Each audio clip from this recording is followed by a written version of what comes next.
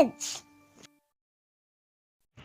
Selamat pagi teman-teman Impact Kids di rumah.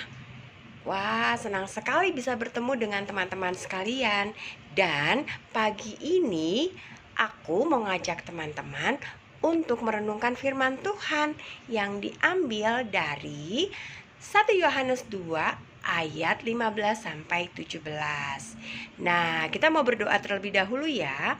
Bapa di surga, terima kasih karena kasih-Mu memampukan kami untuk dapat bangun pada pagi hari dengan tubuh yang sehat. Tuhan, sebelum kami mau melakukan aktivitas kami mau merenungkan firman-Mu. Tolong kami Tuhan untuk mengerti apa firman-Mu pada pagi ini. Dalam nama Yesus Kristus kami berdoa dan mengucap syukur. Amin. Teman-teman, di Amerika Serikat ada satu tempat yang bernama Four Corners. Di Four Corners ini kita bisa melihat ada 4 negara yang berdekatan, sehingga dibuatlah sebuah monumen yang dapat memberi kesan kepada para turis bahwa mereka berada di 4 negara dalam waktu yang bersamaan. Wow, apakah bisa seperti itu? Tentunya impossible. Nah, begitu juga dengan kita, orang percaya. Kita juga tidak bisa berada di 2 tempat sekaligus. Dan yang pasti, kita bukan dari dunia ini. Loh, kok bisa? Yuk kita lihat 1 Yohanes 2 ayat 15 hingga 17. Kita akan buka 1 Yohanes pasal 2 ayat 15 sampai 17. Sudah siap Alkitabnya? Kita buka 1 Yohanes pasal 2 ayat 15 hingga ayatnya yang ke-17. Nah, di 1 Yohanes ini dikatakan bahwa janganlah kamu mengasihi dunia dan apa yang ada di dalamnya. Jikalau orang mengasihi dunia, maka kasih akan Bapa tidak ada di dalam orang itu. Sebab semua yang ada di dalam dunia, yaitu keinginan daging dan keinginan mata, serta keangkuhan hidup, bukanlah berasal dari Bapa, melainkan dari dunia. Dan dunia ini sedang lenyap dengan keinginannya, tetapi orang yang melakukan kehendak Allah tetap hidup selama-lamanya. Wow, luar biasa ya teman-teman.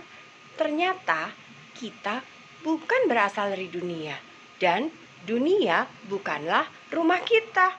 Ada sebuah cerita nih.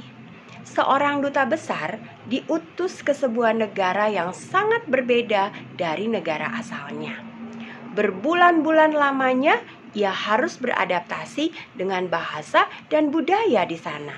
Namun, bayangkanlah jika ia menjadi begitu terpikat dengan nilai-nilai dan tradisi negara tersebut. Ia mulai menganggap negara itu sebagai negaranya sendiri.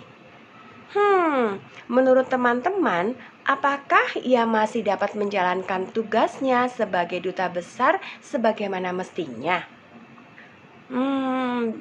Bisa jadi ia tidak lagi objektif dan tidak lagi berpihak pada kebijakan negara asalnya. Nah, pada ayat yang kita baca pagi ini, Rasul Yohanes mau mengingatkan bahaya yang sama bisa terjadi pada orang-orang percaya. Karena tinggal di dalam dunia, hati kita bisa begitu melekat pada berbagai hal di dalamnya, seperti gaya hidup, penampilan, bahkan kepemilikan harta.